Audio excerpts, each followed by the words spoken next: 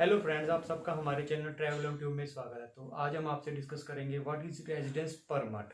Residence permit क्या होता है और ये किस कंट्री से इशू होता है। सबसे पहले मैं आपको बता दूं, जैसे यूरोपियन कंट्री है, मैनी यूरोपियन कंट्रीज और शेंगन कंट्रीज हैं जो वहाँ पर स्टूडेंट बेसिस के ऊपर, वर्क बेसिस के ऊपर रेजिडेंस परमिट इशू करती हैं फॉरेन नेशनल्स को वहाँ पे एज ए टेम्परेरी रहने के लिए for a fixed period for 1 year और मोर देन 1 to 3 ईयर्स।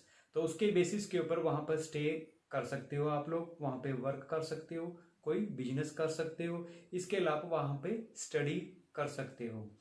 तो इसकी क्या क्या फॉर्मेलिटीज होती हैं और कौन कौन से कंट्रीज को इशू करते हैं, मैं उसके बारे में आपको बता रहा हूँ। ठीक है, तो सबसे पहले कुछ ऐसे कंट्री हैं जैसे नॉर्वे है, फिनलैंड है, जर्मनी है, स्वीडन है, डेनमार्क है, ऑस्ट्रिया है, हंगरी है, साइप्रस है और ग्रीस और इटली। ये कुछ ऐसे कंट्री हैं, नीदरलैंड है, फिनलैंड है, नॉर्वे है। ये जो कंट्री हैं ये रेजिडेंस परमिट इशू करते हैं फॉरेनर्स के लिए। तो इसकी फॉर्मेलिटीज क्या होती हैं? बेसिकली इसकी कुछ ज़्यादा फॉर्मेलिटीज नहीं होती। जैसे किसी स्टूडेंट ने वहाँ पर स्टडी वीज़े के ऊपर जाना है, फॉर एग्जांपल नॉर्वे में जाना है तो या जर्मन में जाना है, तो वहाँ पर उस स्टडी वीज़े के ऊपर वहाँ बेसिस के ऊपर वहाँ पे जा सकता है और उसको रेजिडेंस परमिट 2 ईयर्स का इशू हो जाता है।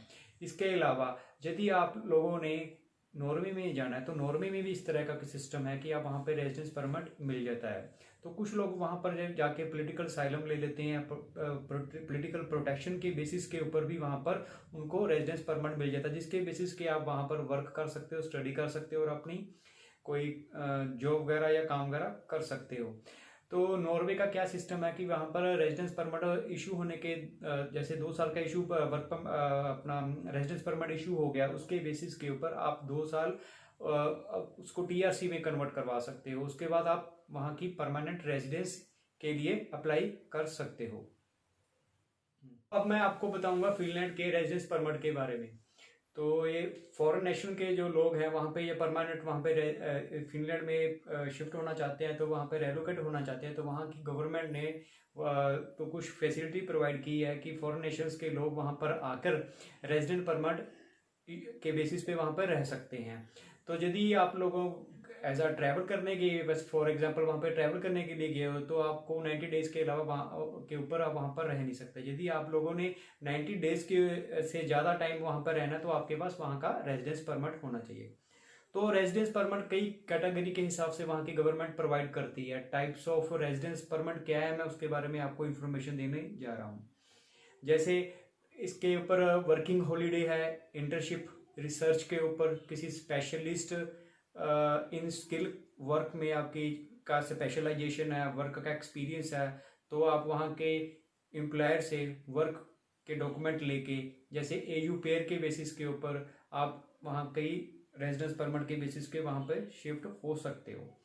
तो जैसे कोई स्टूडेंट वहाँ पे स्टडी करने के लिए जाता है, किसी प्रॉपर फील्ड में वहाँ पर जाकर स्टडी करना चाहता है, चाहे वो कोई स्पेशल डिग्री करना चाहता है या हेल्थ सेक्टर में जाना चाहता है या किसी फील्ड में जाना चाहता है, जैसे कोई कंप्यूटर फील्ड में जाना चाहता है, आईटी फील्ड हो गया, तो वहाँ पर जाके वह स्टडी वीज़े को अप्लाई करने के बाद वो रेजिडेंस परमिट में कन्वर्ट हो जाता है। रेजिडेंस परमिट के बेसिस पे वहाँ पे रह सकता है। तो उसके बेनिफिट्स ये होते हैं कि स्टूडेंट को आफ्टर कंप्लीट होने के बाद, स्टडी कंप्लीट होने के बाद वहाँ का वर्क परमिट इशू हो जाता है। वैसे तो रेजिडेंस परमिट के बेसिस के ऊपर भी स्टूडेंट वहाँ पे वर्किंग कर सकता है आफ्टर 4 ईयर्स।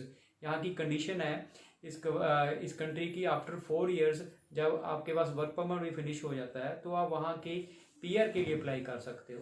जैसे ही आपके पास वहाँ की पीआर होगी तो उसके बाद आप एलिजिबल हो जाते हो कि वहाँ की नेशनैलिटी के लिए, लाइक सिटीजनशिप के लिए।